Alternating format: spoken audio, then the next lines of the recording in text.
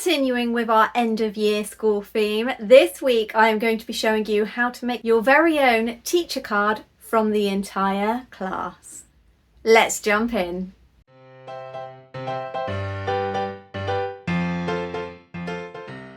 Now, if you're anything like me, the month of July is always full of last minute school activities, and the last few years I have actually made the end of year teacher cards for the entire class, and this year I wanted to try something a little bit different. Now, I know from experience and chatting with teachers that although they love all the gifts and cards that they receive, they only have space in their home for so many.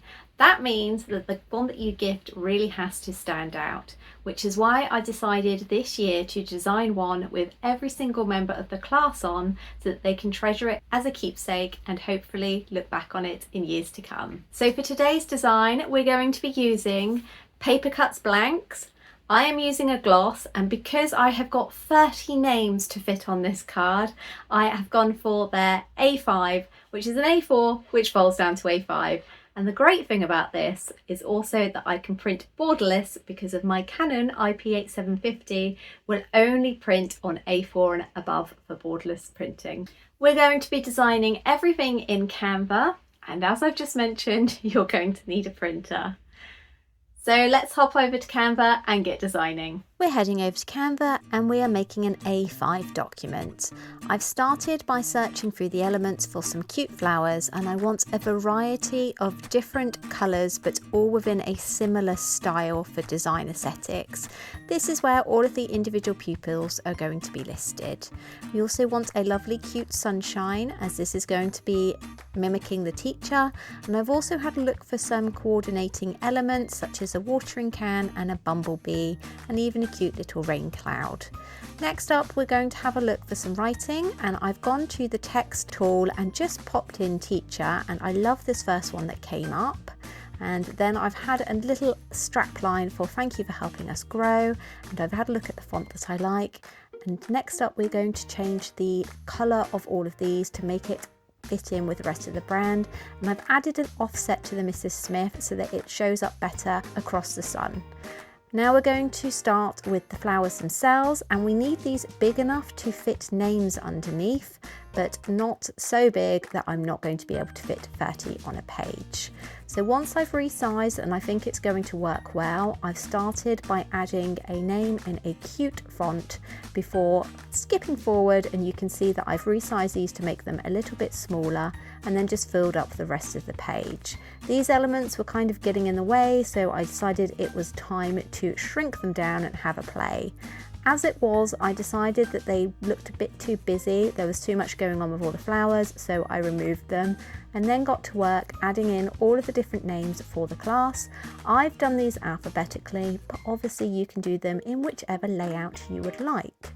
We're also using the Canva alignment tools to make sure that all of the flowers and all of the text is aligned to each other and that they are an equal distance apart. Once I'm happy with all of that, I shrunk it down a little bit. It was looking a bit plain, so I wanted to add Year 4 class of 2025 and then the class name underneath. And obviously I found some cute fonts to go with this that went with the rest of the design of the card, and then had a play around with different colours that would make it all look cohesive but still have the text stand out. I decided that perhaps I would add in a few more elements, and so I went back over to the tool file, and I like this bumblebee, but I decided to match the colour with the sun, and the flowers were mimicking the same colour as one of the wings.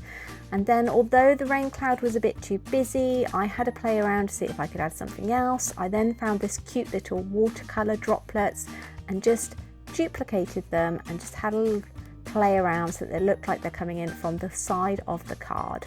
When you're printing borderless, this will look really cute.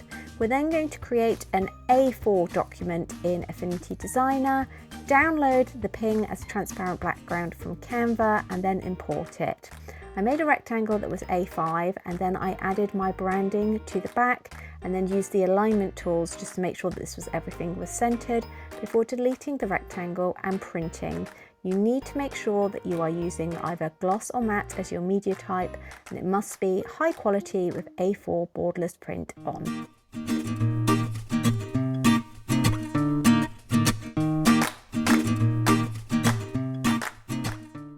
Ta-da! So we have gone for obviously gloss, and I love the depth of colour on this. It looks really beautiful, and you can see here that obviously the design goes edge to edge because we are printing on an A4 which is folded down to A5. So obviously if you didn't want edge to edge, then you could use a smaller size, or you can even do as I have done previously, which is print on an A4 Paper Cutz matte or gloss photo cardstock and then just trim it down.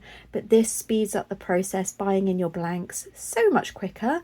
And the great thing about this gloss is that although it's gloss on this side, when you flip it over, it's a nice matte finish on the inside, meaning that your pens will write beautifully. So now we just need to fold this up, and thanks to the creasing that Paper Cutz have already done, it is lovely and simple. We're just going to give this a very light press here. You can use a credit card if you don't have a boner, or a plastic scraper, but this will just give you a nice crisp fold, and there we go. So obviously I'm biased, but I think this has turned out fantastic, especially as it has been designed using the elements in Canva.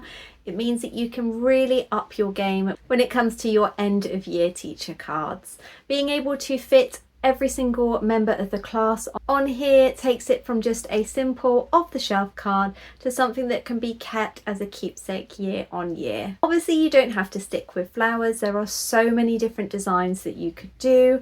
I think this one's really sweet because it goes with the sentiment, but another cute one would be something along the lines of helping us to shine brightly, and then obviously you could use stars and planets and have a more celestial theme, which would be really cute too. So if you have been nominated this year to create the card for the class, then this will hopefully be a lifesaver for you.